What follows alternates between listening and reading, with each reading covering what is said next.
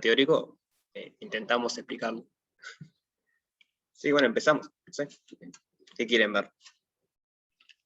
Yo al menos no he tenido mucho tiempo de avanzar con el práctico 3, así que capaz estaría bueno ver algo de eso, no sé. Bien, ¿el resto? Yo quiero saber hoy. El práctico 3 es básicamente sobre curvaturas. La primera forma fundamental, segunda forma, mapa de Gauss y curvaturas. Todo lo que involucra superficie expuesta, digamos. Entonces hay 4 ejercicios para entregar. El 2, que es de proyección estereográfica, ese podemos hablar un poquito ahora si quieren. Les pide hallar la parametrización y les pide calcular la primera forma. O sea, la parte B es fácil, digamos, ¿no? Porque es derivar la parametrización ahí y armar la matriz 2×2. La parte complicada es la A, digamos. Cómo encontrar la parametrización. El otro ejercicio que sigue para entregar es el 8, que bueno, nos da un elipsoide como una superficie de nivel, y nos pide escribir la aplicación de Gauss. Eso lo podemos repasar igual después, cómo era el tema de la aplicación de Gauss, y a partir de eso hallar los umbílicos de esa superficie. Los umbílicos eran los puntos que tenían la misma curvatura principales.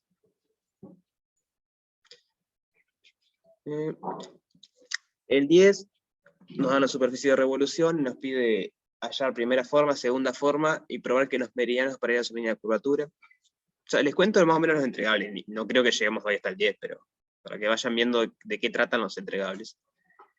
Y el 11 también nos da una superficie que está parametrizada por, o sea, es como una curva, tiene una curva regular, y usan el triedro de Fresnel para parametrizar una superficie.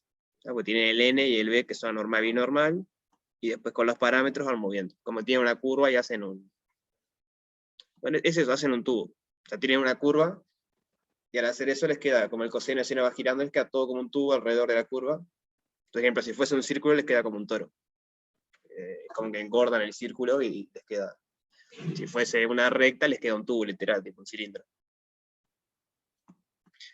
Entonces, la superficie hace eso y les pide otra vez hallar primera forma, hallar segunda forma, y usando esto, calcular la curvatura del toro que se obtiene, o sea, eso, agarras esta curva y aplicas esta parametrización y tienes el toro. Entonces, calcular la curvatura del toro. Bien. ¿Me están escuchando? Sí, se escucha. Siempre que habla de curvatura, está hablando de la curvatura que vimos últimamente, ¿no? Tipo la A, su Ahora que lo alfa, leo, su N. ahí va, debe ser la de Gauss. Se me pasó, yo leí curvatura y se me pasó.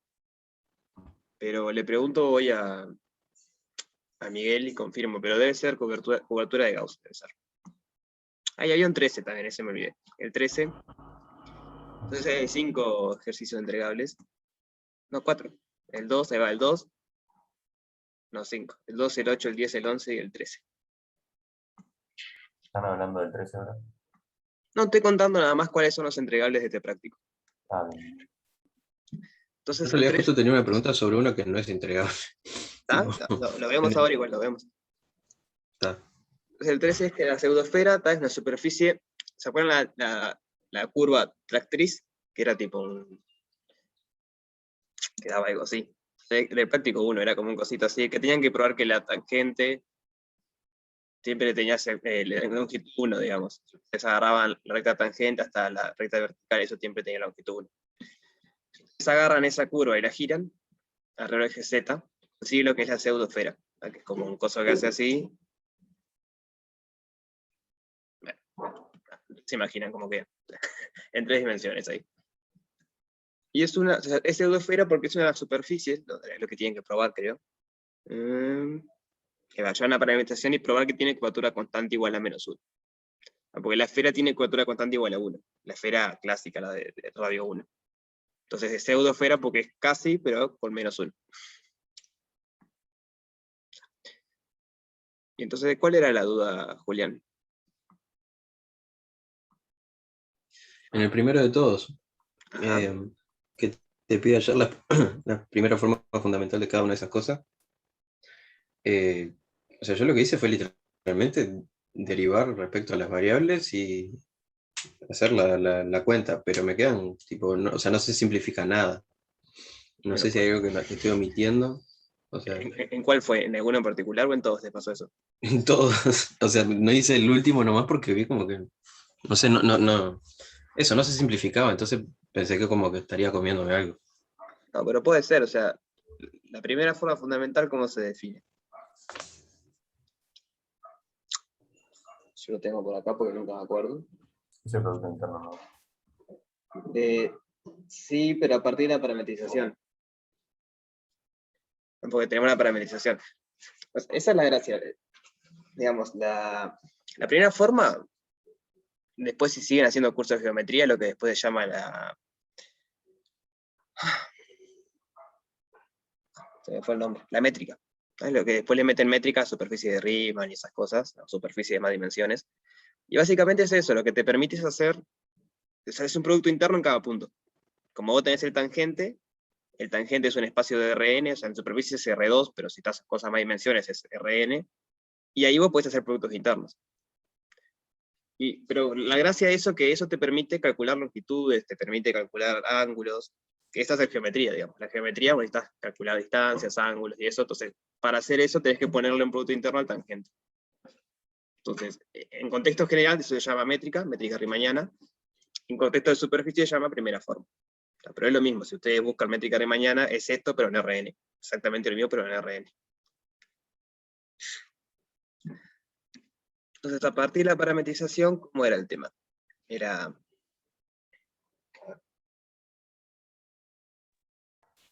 Derivados respecto a cada variable y tomaba los productos internos correspondientes. Es una matriz simétrica. Entonces, LE es el producto interno usual entre XU, XU. El F es el producto interno entre XU, XV. Y el G es el producto interno entre XV, XV. No sé si lleva un 2. No, ahí está. Es eso. O sea, es esa matriz ahí, 2 por 2. O sea, esa matriz en realidad no es un producto interno, ¿no? El producto interno, el producto escalar es después lo que definen como la forma cuadrática. Pero la matriz asociada, si quieren, a esa aplicación es esto. Es hallar la primera forma, es hallar eso, esos coeficientes. Pero puede pasar sí que no se simplifique mucho. A ver, XU que nos queda. A coseno de U, Coseno de U. coseno de V, B coseno de U, seno de V, menos C, seno de U. O sea, cuando ponemos este producto interno es el producto interno clásico, ¿no? Como vectores de R3. O sea, básicamente es la norma al cuadrado, si quieren. La raíz de esto te da la norma del vector. Entonces, el producto interno que nos queda, A al cuadrado, coseno al cuadrado de U, coseno al cuadrado de V, más B al cuadrado, coseno al cuadrado de U, seno al cuadrado de V, menos, en realidad más, C al cuadrado, seno al cuadrado de U. Claro, si no se puede simplificar mucho. Si B fuese igual que A, tú puedes matar este acá, pero como B no tiene por qué ser igual que A, no podés. Y de igual forma, si C fuese igual que A, igual que B, puedes matar este con este, con este. No, pues saca factor común y te da uno. Claro, o sea, yo lo que me hizo pensar es que capaz me estaba comiendo algo, es que decía calcular la primera forma en los puntos donde sea regular. No, eso es porque Pero, donde no es regular no puedes hacerlo directamente. Porque, claro, ¿qué es pero que no sea regular? tipo, o Es que sea, estas para derivadas no averiguar existen. eso, lo que pasa es que como te da la superficie así. O sea, yo lo que pienso cuando quiero ver si algo es una superficie regular es hacerle ¿cómo es? Ver que es preimagen de alguien, de un valor regular. Ah, no es solo eso. Superficie regular se refiere a que en todo punto tiene un plano tangente. Así como curva regular era curvas que la derivada nunca valía C, no, que la derivada siempre existía. A ver. No, curva regular es que la derivada nunca valía 0. Superficie regular es donde existe plano tangente. Lo que pasa es que justo cuando es una preimagen de un valor regular, te queda regular la superficie. Entonces es como medio entreverado, pero superficie regular es, o sea, los puntos donde sea regular quiere decir los puntos donde el plano tangente esté bien definido. Y eso es lo que necesitas, porque vos sabés que estas cositas te definen el plano tangente. Entonces necesitas que existan Claro, eso esas te decía. cantidades para poder hacerlo. O sea, simplemente es eso lo que dice. Asegurate que Ah. existan esas cantidades para poder calcularlo. Porque si vos calculás en un punto, ponele, te queda 1 sobre coseno, es uno de esos términos. O sea, es que hay Claro. valores que no puedes calcularlo. Ahí.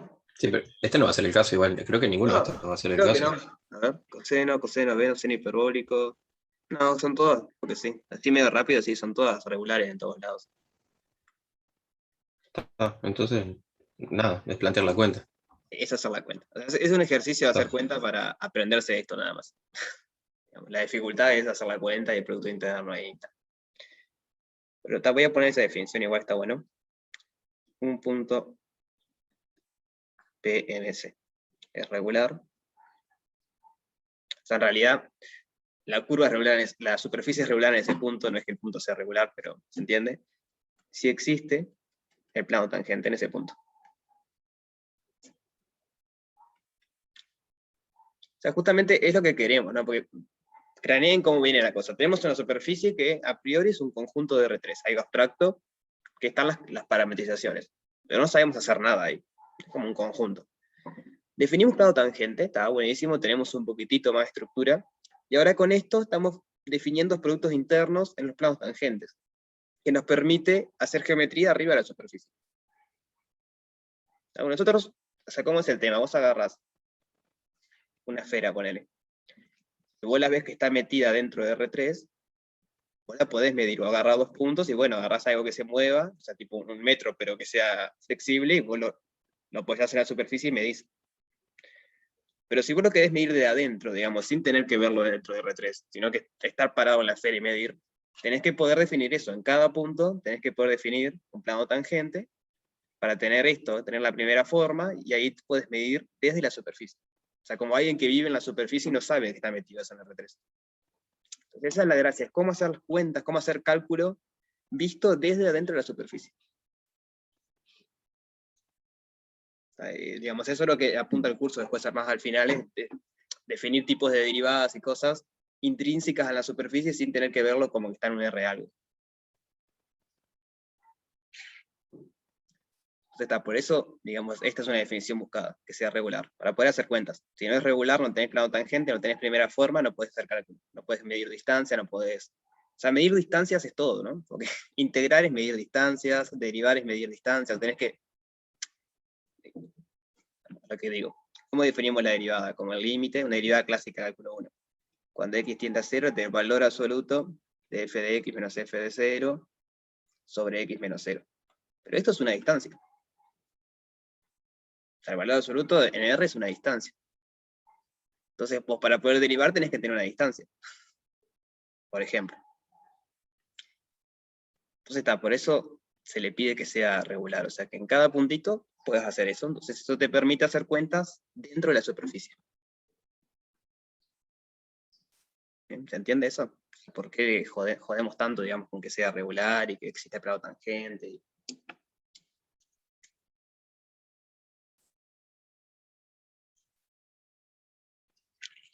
Yo no sé si ustedes ya se dieron cuenta, eso a mí me pasó cuando estaba haciendo el curso, que me di cuenta lo último del curso casi. Hasta este curso solo saben hacer cuentas en RN.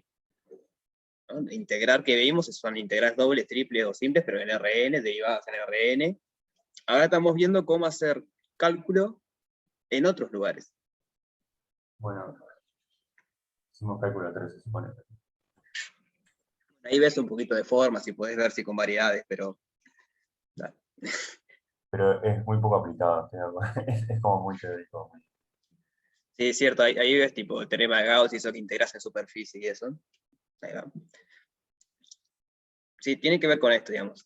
Está vinculado con esto. De hecho, al final del curso se usa un poquito de formas para probar un teorema ahí. Pero penita, o sea, si no vieron forma, no se preocupen, porque no es que si no saben forma no lo pueden ver. Tipo, se usa, no importa lo que es, si no lo conocen, se usa. La primera forma es eso. Tienen la parametrización, hacen esas cuentitas, ese producto interno, arman esa matriz. Esa es la matriz asociada a la primera forma. Entonces, ¿dudas sobre el ejercicio 1?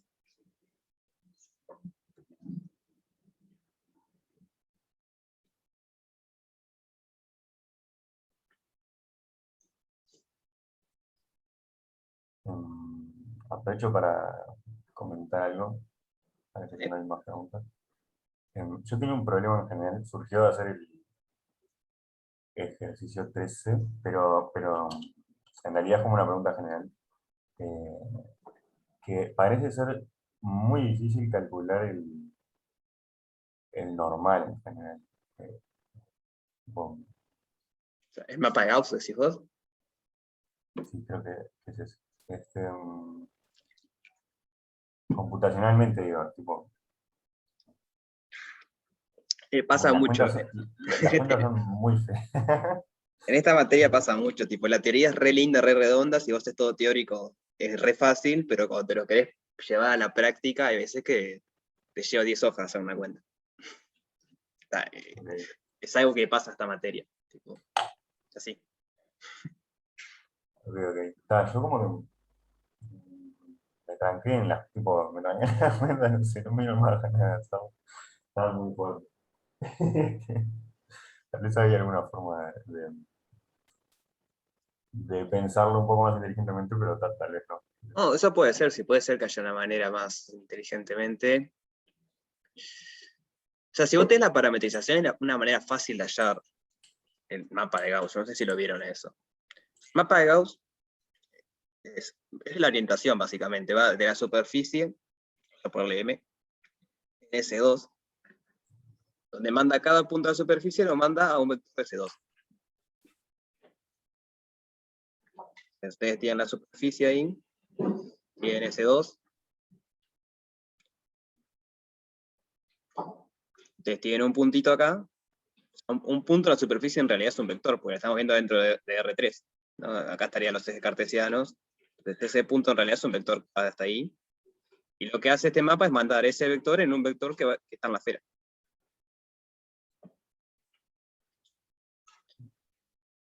Entonces, lo que tiene que cumplir este mapa es que la norma de n de p sea 1, para que esté en la esfera, para todo p en M. Eso es para que esté en la esfera, porque si tiene norma 1 está en la esfera. Y aparte, le pedimos que los vectores estén en el espacio perpendicular al tangente. Eso es porque queremos en cierto sentido que sea una orientación a la superficie. Si hicieron cálculo 3 tuvieron que haber hablado un poco de orientación. No sé, por ejemplo, bandas de Mobius, desorientable y eso. Básicamente es esto. Ustedes están pidiendo que siempre, por ejemplo, que siempre sea perpendicular, o sea, está para arriba o para abajo. Si el tangente está definido para todos lados, eso no cambia de dirección, digamos. O sea, porque no puedes de un momento a otro pasar para abajo. Ahora, si hay puntos donde el tangente está medio complicado, ahí pueden pasar cosas raras. Y una cosa que me resulta interesante ahora de esta forma que lo escribiste, yo agarré y hice producto cruz del FISU con FISU normalizado. Eso es lo que iba a decir. Ah, ok, ok. Pero me interesaba que si lo podés caracterizar con estas cositas que pusiste acá, tipo norma, no sé qué cosa, y tal vez podés tipo hacer cuentas usando las propiedades sin pasar al producto cruz. Se me ocurre, tal vez simplifica un poco, porque cuando hacías el producto cruz y la norma y no sé qué cosa, ahí se empezaba a poner heavy. Claro, puede ser. Sí. No, no lo pensé, la verdad, sí, pero puede ser, sí. Pero igual, hay dos maneras de hacerlo rápido. Si tienes una parametrización, como sabemos que o sea, los vectores derivados de eso me definen el plano tangente, el XU y el XV me definen el plano tangente, entonces su producto cruz es normal a ambos, por lo tanto es normal al plano tangente. Entonces, si tenemos una parametrización en mapa N, una posibilidad, N de X y Z, sí, es hacer el producto cruz para que sea, o sea, esto cumple la segunda propiedad, que es ese perpendicular al tangente, y sobre su norma para que cumpla la primera, para que tenga norma 1.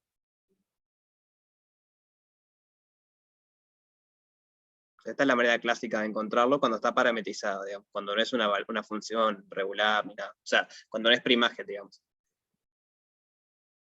Y sí, hay que hacer eso, y bueno, no, a veces no quedan lindas las cuentas, ¿no? Es algo intrínseco de esto nomás. Otra forma de verlo, si la función es la preimagen de algo, si el EV es la preimagen de un valor, con A regular, ¿qué sabemos sobre la función f o algo? O sea, esto quiere decir que M es una superficie de nivel de f. Y hay una operación con f que sabemos que nos queda perpendicular a la superficie de nivel. O ortogonal, no sé.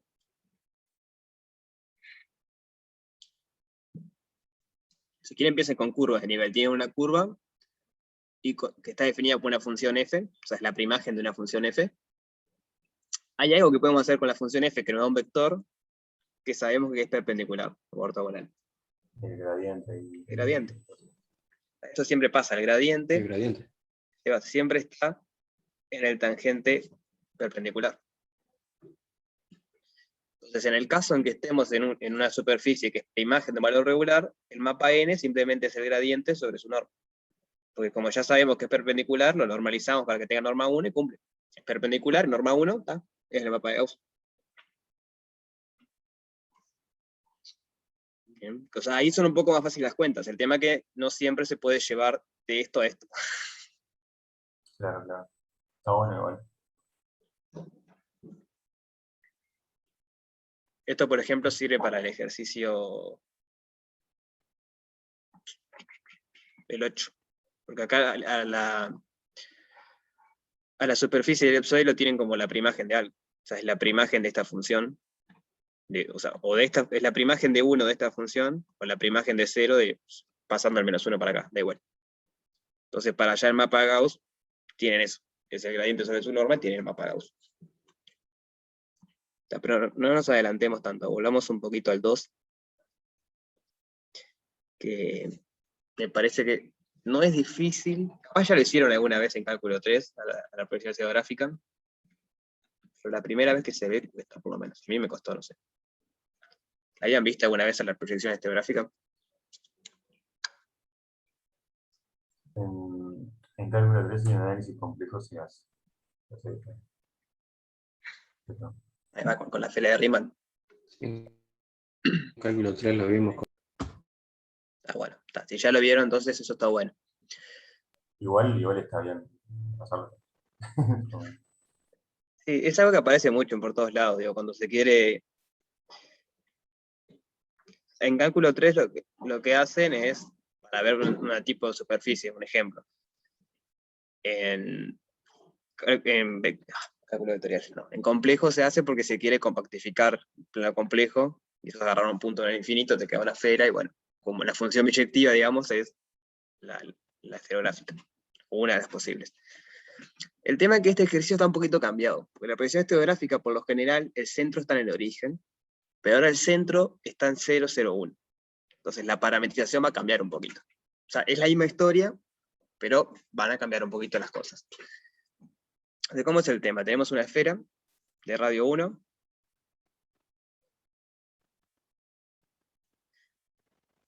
que tenemos dos puntos identificados, el norte y el sur. El norte, el sur o cualquier otro. Tienen que ser dos puntos antipodales. Puede ser el este, el oeste, puede ser este y este, no importa. Tienen que ser dos puntos antipodales. Entonces el sur, lo ponemos en el 0, 0, 0, y el norte en el 0, 0, 2.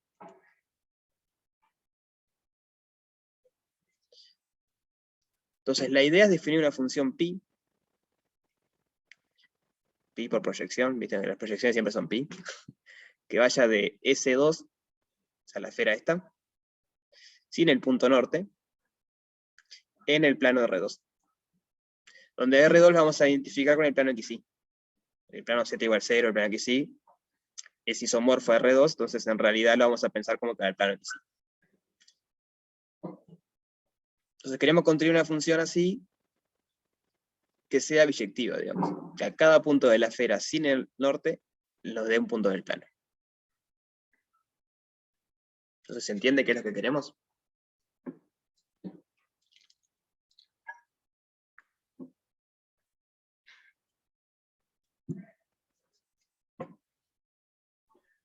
Capaz que podés hacer las cuentas primero para asociar un punto del plano con un punto de la esfera centrada en el origen y después sumarle 3.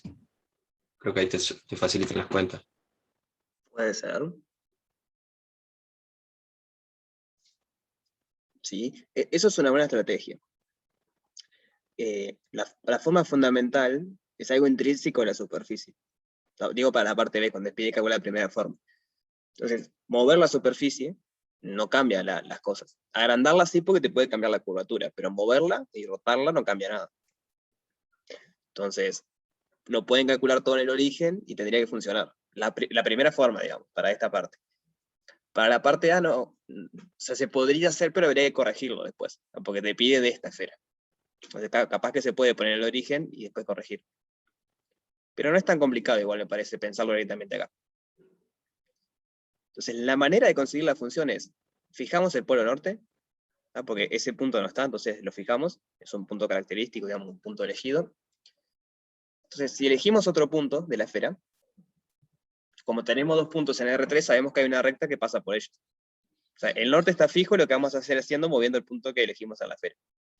Hay una recta ahí que pasa por ellos, y como es una recta, ¿cuál es la gracia? Digamos, no podemos elegir el norte 2 veces porque nos queda horizontal y nunca corta el plano z igual 0. Pero cualquier otra recta va a cortar el plano z igual 0 en algún punto. Llega por acá y acá pasa para abajo. Entonces, si este es el punto X y Z, queremos que lo mande a este punto de acá. Queremos que pi de X y Z sea eso. Sea el punto de corte de la recta que pasa por el norte y X y Z con el plano z igual 0.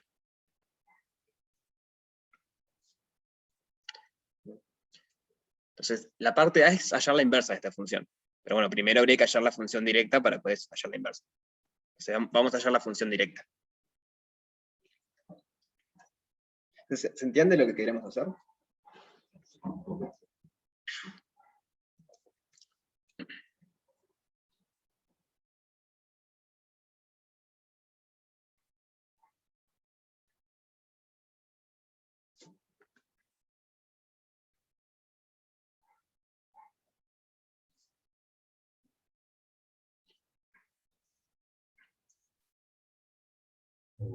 ¿Se entiende?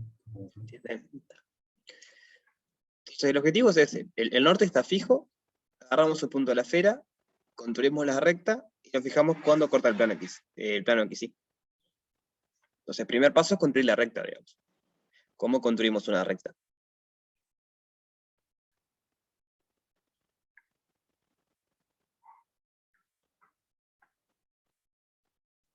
Y necesitas el vector director y un punto por el que pase. Ahí va. Entonces, sabemos que pasa por el norte porque el norte está fijo. Toda la recta que vamos a tomar pasa por el norte. ¿Quién podríamos tomar como vector director, por ejemplo?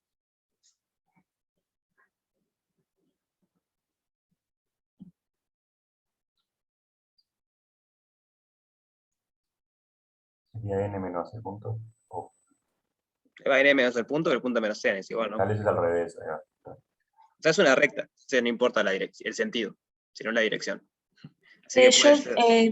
Me perdí un poco bien lo que tiene que cumplir la recta. Tiene que pasar por el norte y ¿qué más? Y un punto, cualquier otro punto de la esfera. O sea, vos fijás en el norte y después elegís otro punto que esté en la esfera. Como tenés 2 puntos, hay una recta que pasa por ahí. El norte, digamos, siempre está fijo, es como que no se mueve. Lo que se mueve es el otro punto. Para este punto construís una recta, para otro punto construís otra recta, que te va a dar otro punto acá abajo, y así. Entonces ahí va. El punto norte está en la recta y podemos tomar como vector director este, que es n menos este. O sea, un posible vector director es 0,02 menos 0,02 menos X y Z. Donde X y Z está en la superficie, o sea, en la esfera.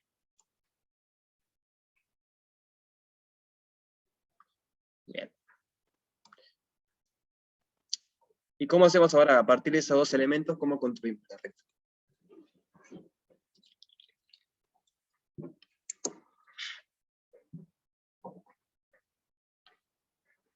Este es un parámetro de ese vector y Ahí va. buscas para qué valor de ese parámetro se anula la tercera coordenada. Exacto. Entonces es el punto que pertenece más t por el vector director. Esto nos queda 0, 0, 2 más t por menos x menos y menos z más 2. Así que nos queda t por menos x menos y menos z más 4. O sea que esa es la recta que pasa por el norte y por un punto que está en la esfera. El último no te quedaría multiplicado por t. Ah, sí, tenés razón. Acá en realidad es... Vamos a escribir, gracias. Es menos tx menos ti menos tz más 2t más 2. Ahora sí. Ahí va. Entonces ahora lo que decía Julián, una vez que tenemos, creo que era Julián, si no le cambié el nombre, sí. Cuando tenemos la recta, los dos Julianes, ahí va. Cuando tenemos la recta, queremos ver cuándo corta el plano XY. O sea, pero eso es como decía cuando el z es 0. Tenemos la recta, tenemos que ver para cuál t el z vale 0. Entonces, segundo paso, el corte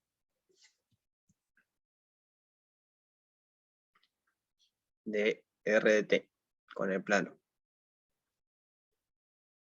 XY se da cuando la tercera coordenada vale 0. ¿Sí? ¿Eso se entiende?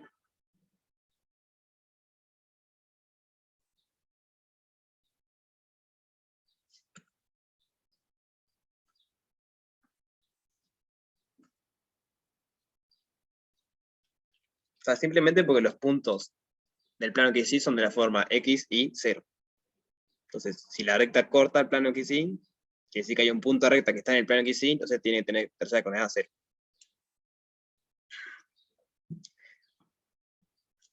Entonces, eso quiere decir que, es decir, menos tz más 2t más 2 tiene que ser 0. Entonces, acá podemos despejar el tiempo ahora, para ver cuándo es que pasa eso. Entonces, t por menos z más 2 tiene que ser 0. Así que t va a ser menos 2 sobre menos z más 2, que es lo mismo que 2 sobre 2 menos z menos 2. Bien, ese es el tiempo en que se va a cortar ahí abajo.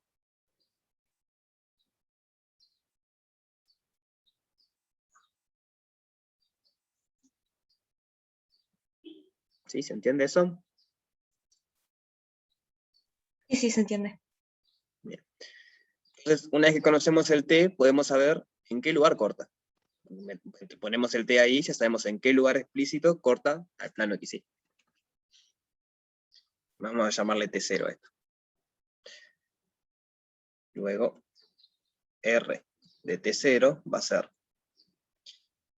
menos 2 sobre menos 2x sobre z menos 2, menos 2y sobre z menos 2, 0.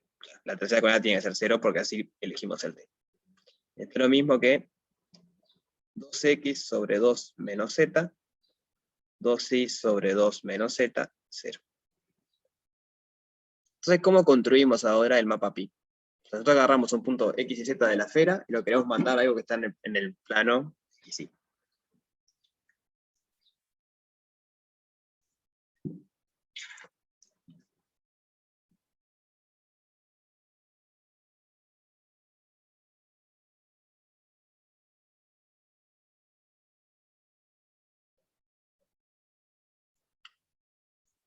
Entonces agarramos un x y z y a quién lo mandamos, a quién lo mapeamos a esto.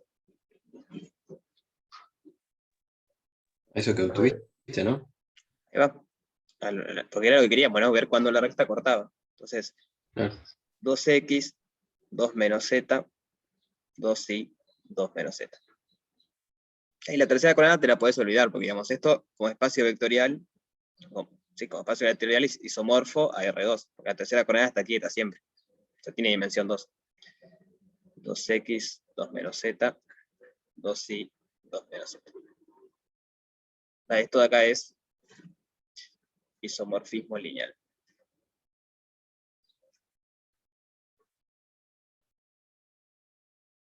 Simplemente eso, Y digamos. tenés que definir, Ahí va, tenés ¿sí? que definir el polo sur, ¿no? Que se queda quieto, básicamente. No sé Ah, si... no, No, mancho. no Estaba necesario, pensando ¿no? que Z era. Claro. Z es siempre distinto de 2. Sí, justamente, z vale 2 en el polo norte. Claro. Entonces, el sur tiene coordenadas 0, 0, 0. Entonces te queda 0, 0. Porque 0, 0, 0 te queda 2 sobre 0, 0, 0. Exactamente, el polo sur queda quieto, digamos. Lo cual tiene sentido, ¿no? Si mandamos una recta que pase por el norte y el polo sur, corta el plano X en el polo sur, porque el polo sur ya está en el plano X.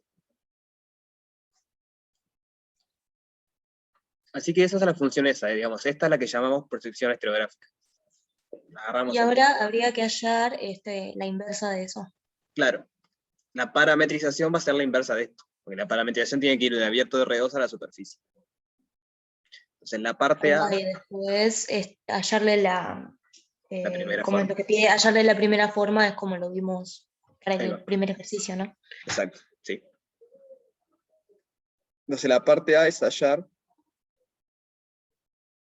pi a la menos 1, que va a ir de un abierto de R2, de hecho de todo R2, porque es inyectiva la función, en S2 sin el norte, a priori. Después hay que ver si se puede meter el norte, ¿no? Entonces, ¿cómo podríamos hacer eso? Lo empezamos y ustedes después lo terminan, pero... Tiene pinta de que se puede hacer a mano.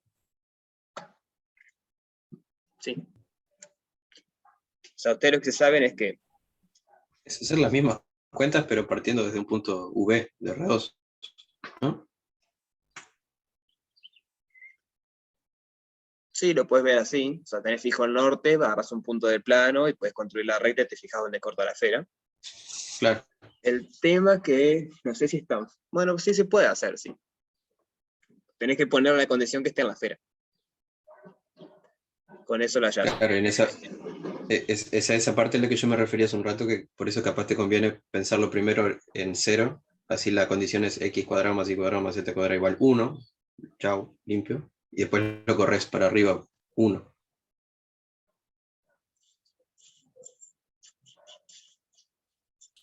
El tema es que, si te estoy entendiendo bien, que la proyección no sería la misma, ¿no? La proyección cambia, sí, pero lo que dice el compañero tiene que estar bien, ¿no? Porque, o sea, por lo menos intuitivamente tiene que estar bien. Pensamos en la esfera central en el origen.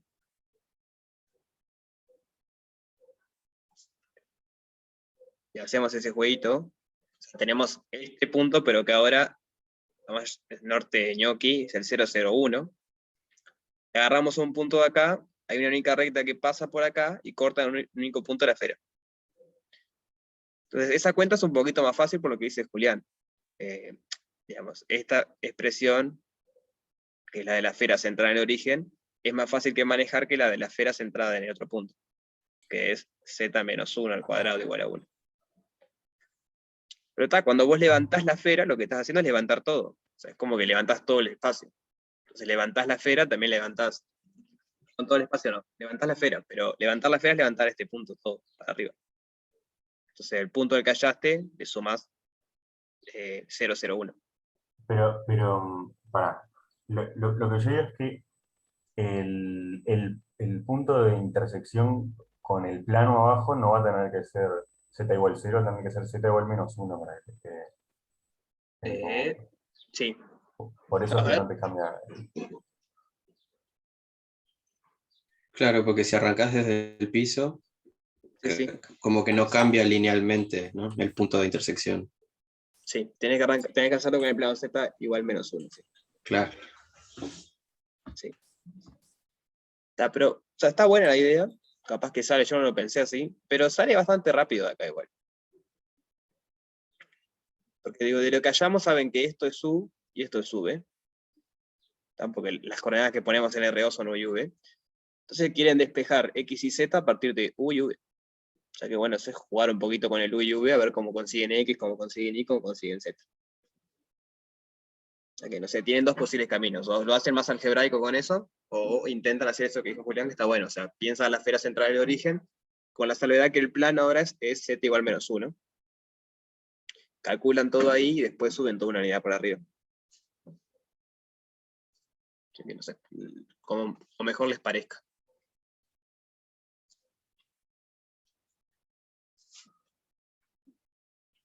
Entonces, ¿entienden cómo encarar ahora esta parte?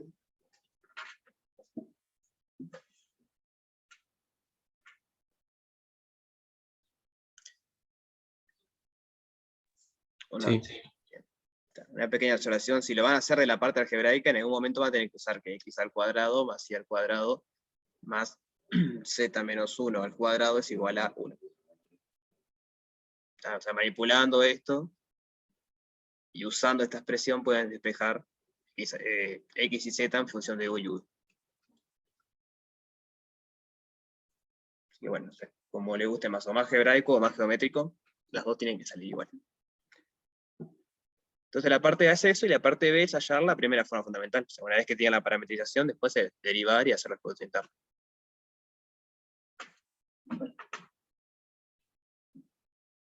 ¿Se entiende cómo terminar el ejercicio ahora?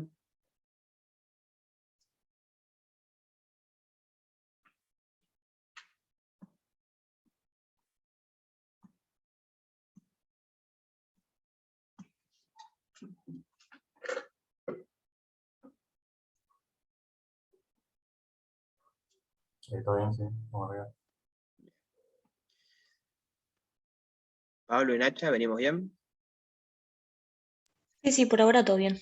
Dale, genial. Bueno. No sé qué otros quieren ver antes de... Yo para no saltar al 8 de 1, pero no sé si les interesa ver algunos del intermedio acá. 3, 4, 5, 6, 7.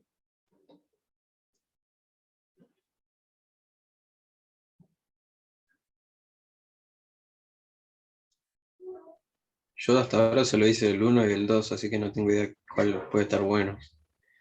El tres. 5 tiene pinta de estar bueno, capaz. No sé si.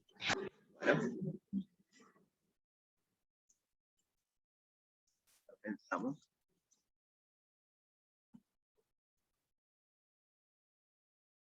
Entonces tenemos una superficie regular, recuerden que eso es que en cada punto tenemos un plano tangente.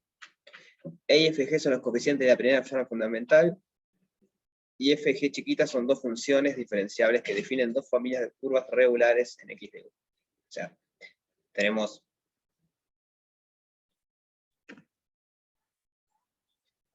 nuestra superficie S, que viene de una parametrización de R2, o sea, por acá tenemos R2, hay un U, hay a la vuelta, y no sabemos qué es, y acá tenemos la parametrización esta, X. Después tenemos dos funciones que van de U en R, que son curvas, digamos, porque si van de U van de R2 en R. O sea, F y G son curvas acá. Sí. Digamos, la imagen de F sería, bueno, la imagen o la traza de F sería eso, por decir algo, y la de G sería eso. Vamos a cambiar el color. La de G sería eso. Entonces, estas curvas acá las podemos pasar por la parametrización, digamos. Entonces dice que nos define dos curvas en X de U, claro. Cuando estamos acá, digamos, el G se transforma en algo por acá, y el F se transforma en algo por acá.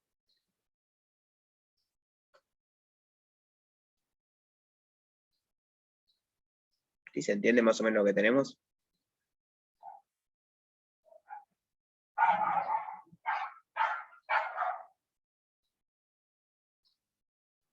Yo no del todo, ¿sabes? ¿Cómo, perdón?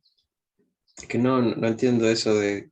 o sea, las FG van a parar a R, pero las haces pasar primero por la parametrización. O sea, esto que ves acá son las trazas, ¿no? No es la gráfica, porque la gráfica tiene R3. Es la traza de las funciones. O sea, son curvas. Funciones que van de R. Ah, no, van de R2 a R. Ah, pará, se me cambió. No van de R a R2. No, está. Son curvas de una, digamos, no son curvas allá abajo. Ese es el tema, está bien.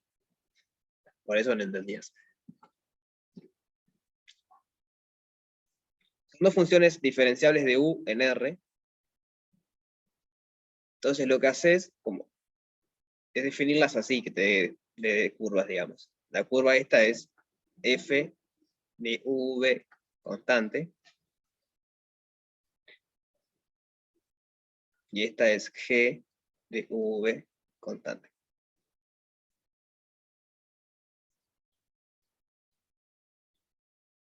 Bien. O sea, ahí estás viendo como los puntos de la forma V, f de v y v, g de v, cuando g y f son constantes. Sí, básicamente sí. Ahí va. Entonces dicen que las familias de curvas, o sea, esta, f y g, son ortogonales si cuando dos curvas de distintas familias... Decimos que las familias de curvas son ortogonales si cuando dos curvas de distintas familias se intersectan, sus tangentes son ortogonales. Ya tenemos dos familias de curvas, vamos a decir que son ortogonales y pasa eso, digamos, el vector tangente acá es ortogonal al vector tangente acá. Piensen, por ejemplo, en R2, si quieren, las curvas definidas por Z2. O sea, por las rectas que pasan por los enteros. Entonces tienen una familia de curvas, si quieren, son las verticales, tienen una familia de curvas que son las horizontales, ustedes agarran dos cualquiera de ellas y siempre se cortan ortogonalmente. Yo sé que no todo el mundo hizo análisis complejo acá, pero puede tener que ver con Cauchy-Riemann las cosas que están.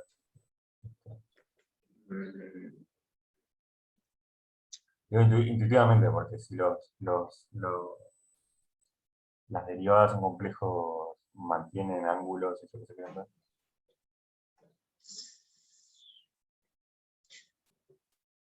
Al principio te diría que no, porque ni siquiera tenemos... O sea, acá no está ni siquiera definido función holomorfa ni nada, porque no hay complejo, digamos. Porque está ese jueguito de siempre, ¿no? Que en los complejos lo podemos pensar como R2, pero no mantiene la estructura de cálculo, digamos. En R2 no tenés funciones holomorfas. Como espacio vectorial son lo mismo porque tienen dimensión 2, pero como espacio complejo, como espacio donde puedes hacer cálculo, no son lo mismo. Claro, precisar Cauchy-Riemann. Claro, necesitas, por ejemplo, Cauchy-Riemann. No son lo mismo porque en R2, vieron que los complejos tenés el 1 y el i, y vos decís que i al cuadrado es igual a menos 1. Y en R2 tenés el 1, 0, el 0, 1. Y el producto no está necesariamente definido. Claro, ¿qué sería 0, 1 al cuadrado igual menos 1? O sea, menos 1 sería este vector en todo caso, ¿no? Porque si el 1 es el 1, 0, menos 1 es esto. Necesitarías que 0, 1 por 0, 1 con algún producto de vectores te dé menos 1, 0. Y eso no pasa en R2. Entonces la estructura de cálculo es distinta. Eso hay que tener cuidado. Como espacio vectorial son lo mismo porque tienen dimensión 2, la dimensión real 2, pero como lugar para hacer cálculo no es lo mismo. Entonces a priori te diría que no por eso, porque acá no tenemos complejos, digamos, no hay nada de eso. Pero puede ser que tenga alguna intuición así geométrica o algo atrás. Entonces nos dice, probar que la familia de curvas son ortogonales, o sea, que pasa eso, si solo si se cumple esto. Estos son los coeficientes de la primera forma fundamental de la superficie, y después tenemos las derivadas de las funciones f y g.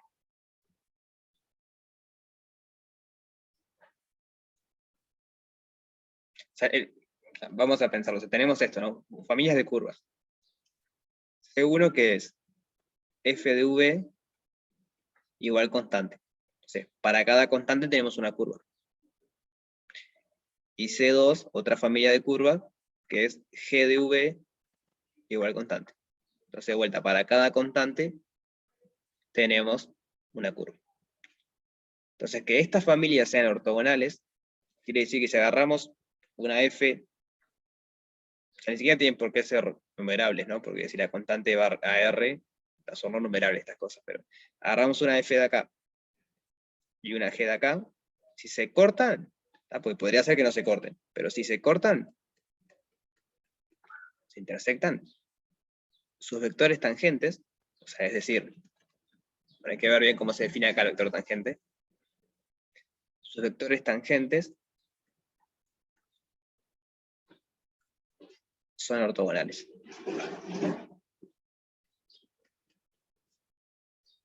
Hay que tener cuidado porque acá vector tangente no es alfa prima, porque no están parametrizadas las curvas. No están de la forma alfa de t igual a algo que vector tangente sea alfa prima. Están de la forma curvas de nivel de algo, digamos. F de algo igual constante. Entonces, la sugerencia es que para fijar ideas pensemos que S es R2, es una superficie R2, y que las funciones son x menos y x más y. Entonces, si quieren, lo que podemos hacer es ver que en ese caso funciona, para convencernos de que tiene sentido lo que está diciendo y por qué funciona, y después intentamos, bueno, ver el caso general como sería. ¿Parece? Ahí va. Dale, Pablo, nos vemos. Va a quedar grabado igual, así que nos pueden mirar después. Chau. Entonces, S es R2. ¿Cómo parametrizamos R2? No pueden demorar en responder eso.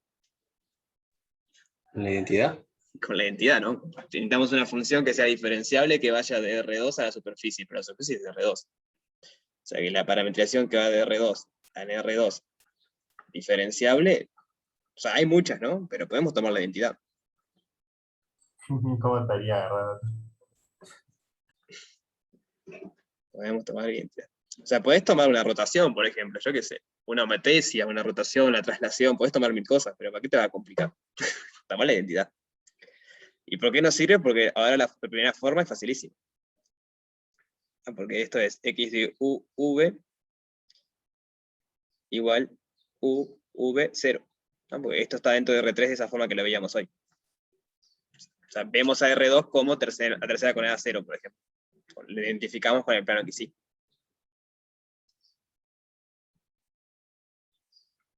¿Sí se entiende la idea?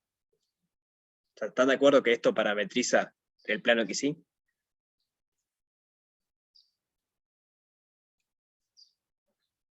Yes. Entonces, es la identidad y bueno, poniendo 0 en la tercera coordenada. Pero las primeras son la identidad. Entonces, la primera forma acá va a ser re fácil, ¿no? Porque la primera forma era E, F, F, G, donde E era el producto interno entre XU, XU, que en este caso va a ser 1, 0, 0 con 1, 0, 0, 1.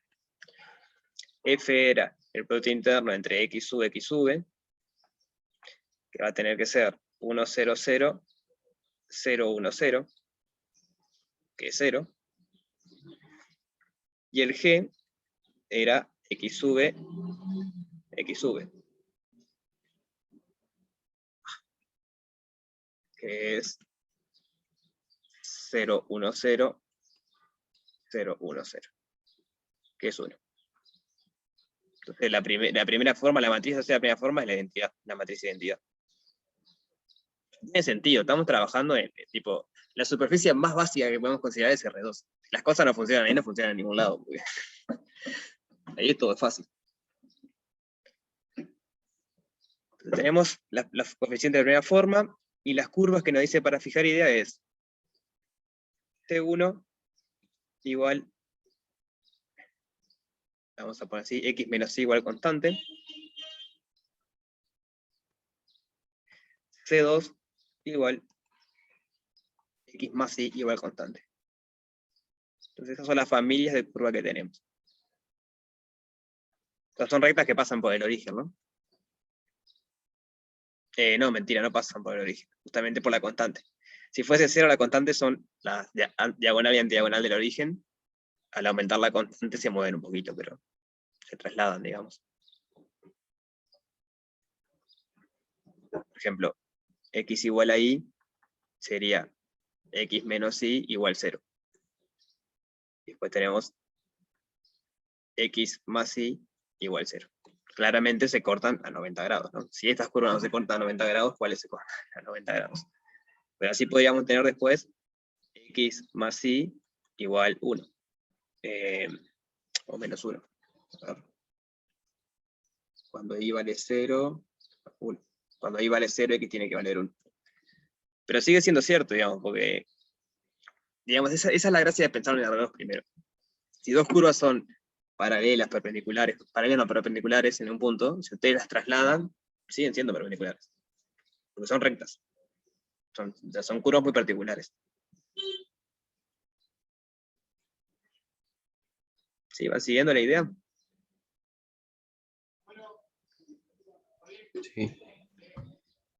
Entonces la sugerencia es, primero, convencerse que en este caso lo que hay que probar es cierto. Y lo que hay que probar es que estas curvas, o sea, estas familias de curvas son ortogonales, si solo si esa cantidad de ahí vale 0.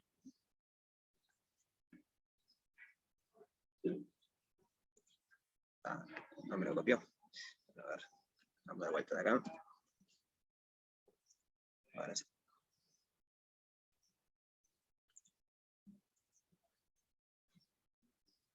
Entonces hay que probar que esto, sí solo sí, C1 y C2 son familias de curvas ortogonales.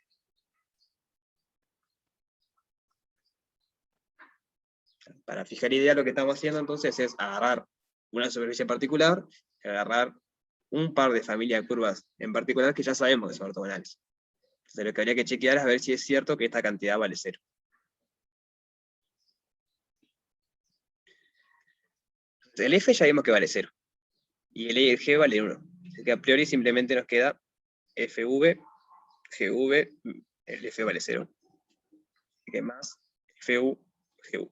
Y la pregunta es si esto vale 0.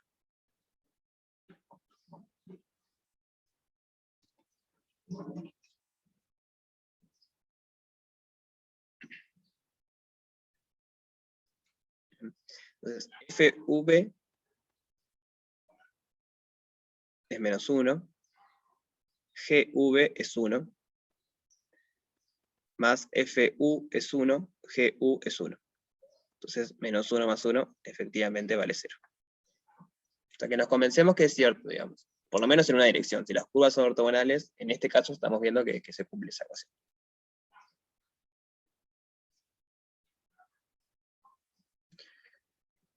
Entonces hay que pensar un poquito cómo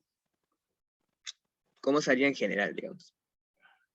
Con cualquier superficie y cualquier familia de curvas.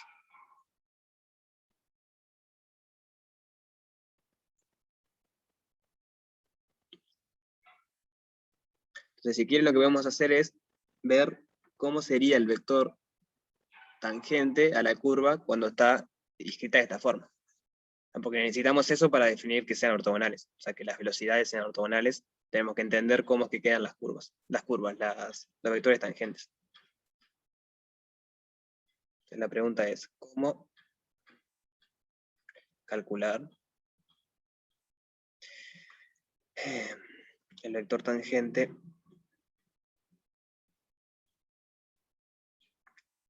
a la curva f de uv igual constante?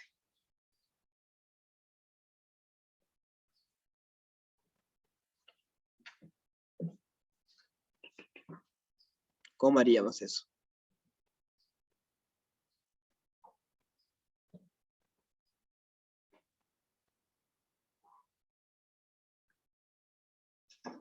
Un gradiente de nuevo. Bueno. El gradiente nos Del da F. un vector. Claro, el problema es que, o sea, está bien la idea, ¿no? Porque sabemos que el gradiente es ortogonal. El problema es que como es una curva, tiene dimensión 1, que está en R3, que tiene dimensión 3, lo que te queda tiene dimensión 2. El plano tangente, digamos, pero la curva no... Voy a hacer un dibujito. Tenés una curva en R3.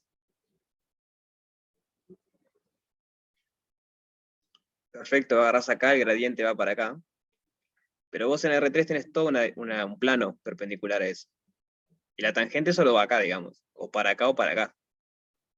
Pero si vos solo le pedís que sea perpendicular al gradiente, estás dejando la posibilidad que fuese así. Muy bien, muy bien.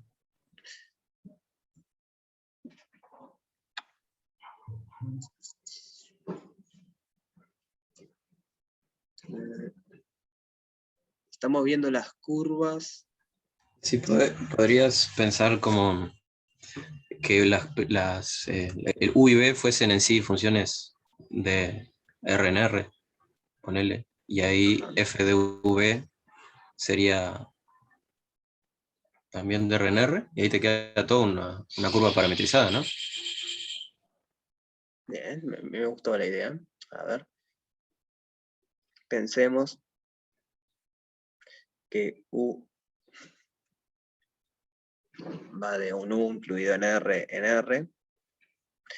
y V va de un V en R. Estas son funciones constantes en realidad, porque es U de algo, es U nada más. Pero entonces, pensándolo así, F de UV la podemos pensar como que va de U inter V, incluido en R. En R.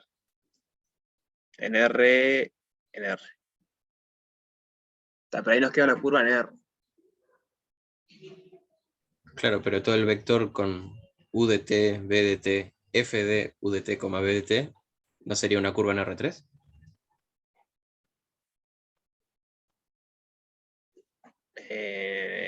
No, porque va a R. O sea, el tema es que la función F va a R. No, claro, yo digo el vector cuya primera entrada es U, la segunda B, U, la V, tercera F. S. Claro. Sí, ahí sí, estoy de acuerdo. No sé si es la idea. Sí, está bien. Tiene que salir por ahí, sí. Entonces definamos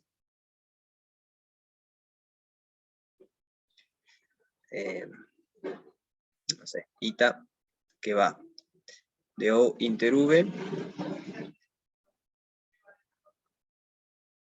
a priori F es cualquier cosa, pero está de O inter V, en R3, donde a un tiempo t lo asocio a U de t, que es U, B de t, que es V, F de U de t, B de t. Simplemente es U, V, F. Pero Está no viendo sé como si una es eso gráfica. igual, ¿no? Habría que ver que eso es igual a que F sea constante.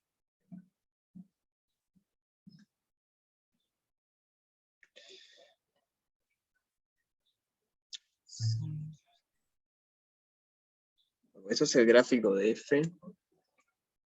O sea, eso te da una curva, pero no sé si te da la curva es igual a constante.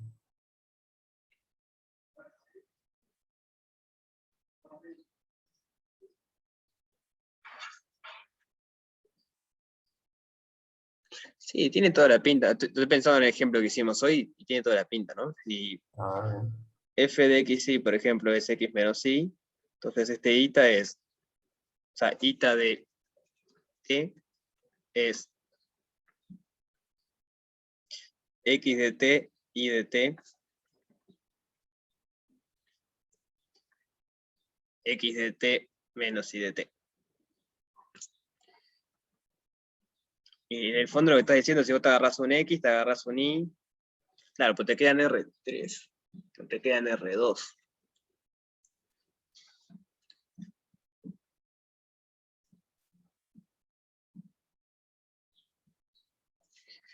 Sí, hay algo ahí que no me termina de convencer.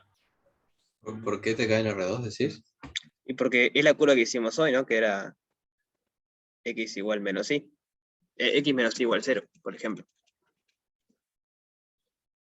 ¿No? En el ejemplo que hicimos arriba, que la superficie la pensábamos como R2. Pero esta a priori viene R3 porque tiene altura distinta. Ah, no, esta justo tiene altura 0. Ahí va, mirá. Es como que haces esto, pero lo proyectás después. Cuando haces f de xy constante 0, entonces esta coordenada vale 0. No, bueno, tampoco te queda, porque te queda x e y. ¿Cómo está No son relacionada? necesariamente el mismo. Claro, sí, no. No sé si va a andar así. sea, estaba buena la idea porque acá sabíamos calcular el vector velocidad, pero...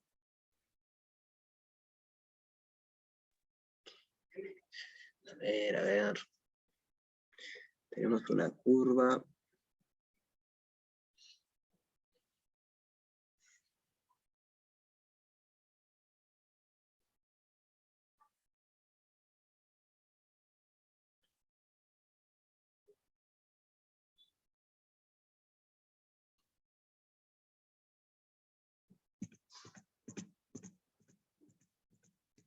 Creo que no estoy del todo entendiendo qué es propiamente esto de calcularle tangente a esta curva, entonces.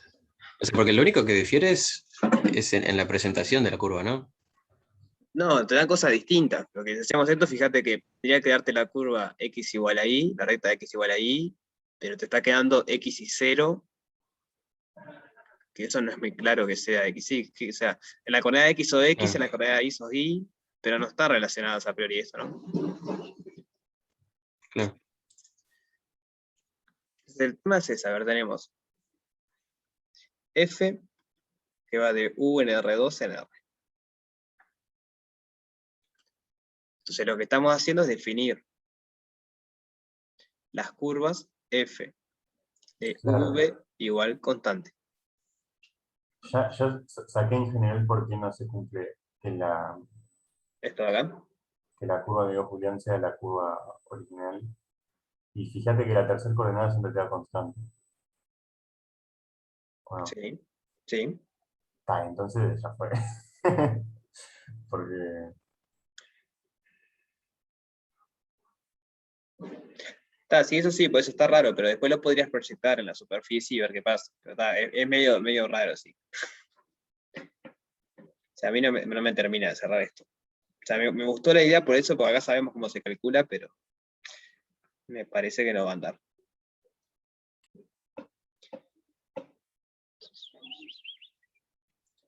Vamos a bajar otra vez a tierra.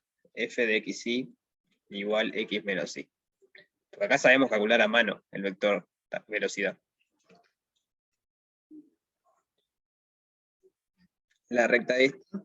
Entonces, el vector velocidad en cualquier punto lo podemos pensar como 1, 1.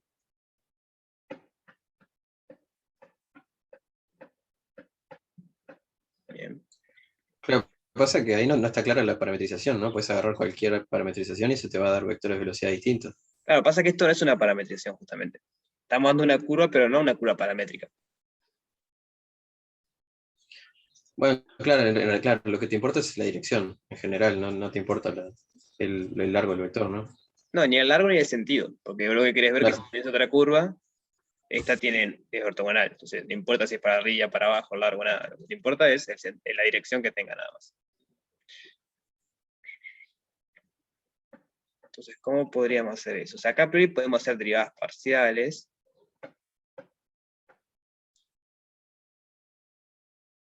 La derivada parcial de f respecto a x es 1. La derivada parcial de f respecto a y es menos 1.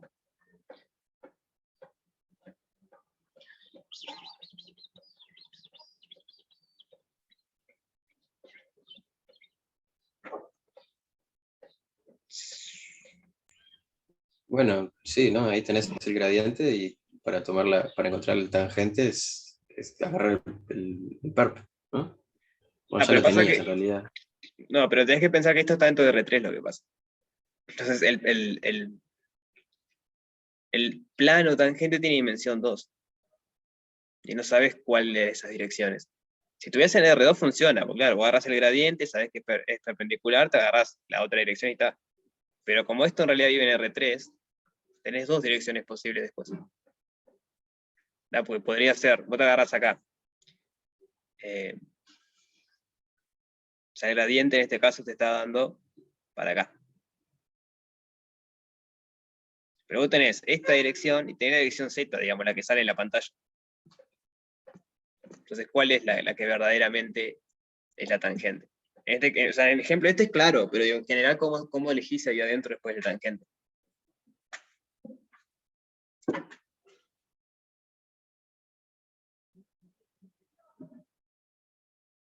¿Sí se entiende cuál es la dificultad?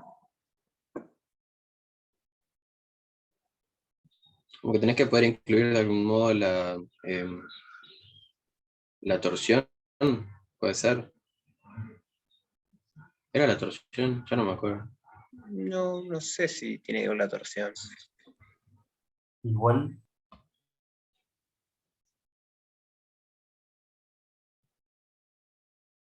¿Sí?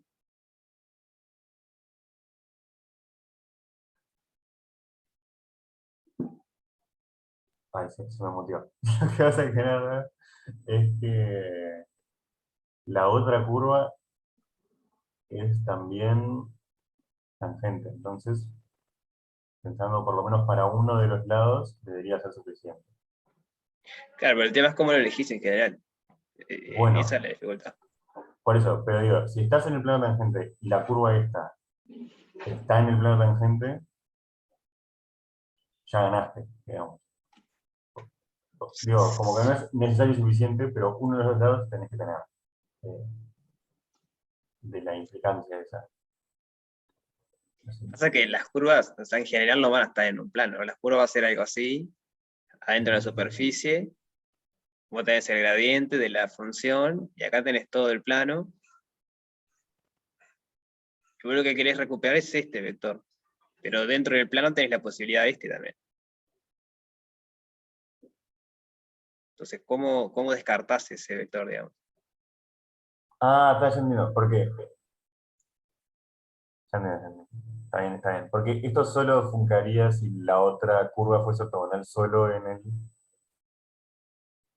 sea, yo lo que digo es que si vos sabés que No está en un funca. plano, las dos funcionan. Porque está ahí en R2 sí, no tenés esta dirección, digamos. En R2 tenés dos direcciones, la perpendicular y la tangente. Pero en R3 tenés una perpendicular y dos direcciones tangentes. Entonces, suponete que la otra curva venga por acá, Ahí va, y te tomas el plano tangente de ese. claro, y tenés dos direcciones, tenés esta dirección y esta.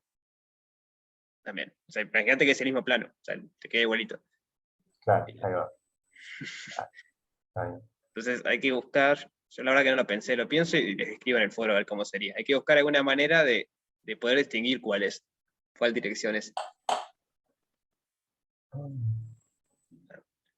Yo lo pienso ahora de tarde, si tengo tiempo, si no mañana, y lo publico en el foro. Qué complejo.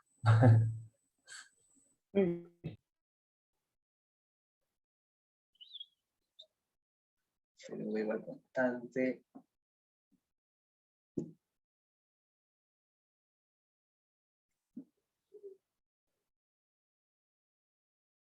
Sí, básicamente estamos tomando preimágenes de constantes.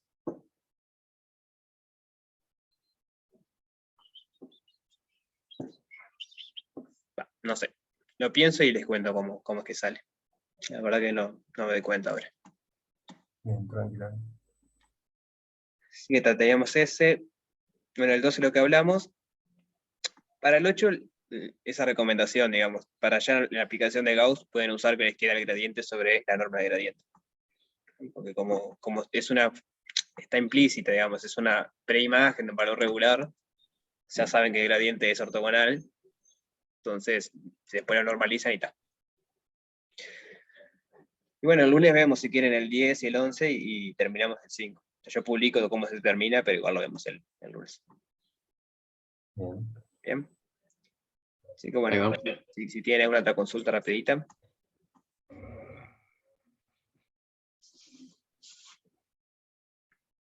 Yo no, en principio. Bueno, Yo tampoco. nos vemos el lunes entonces. Pasen bien. Bye bye. No, nos vemos.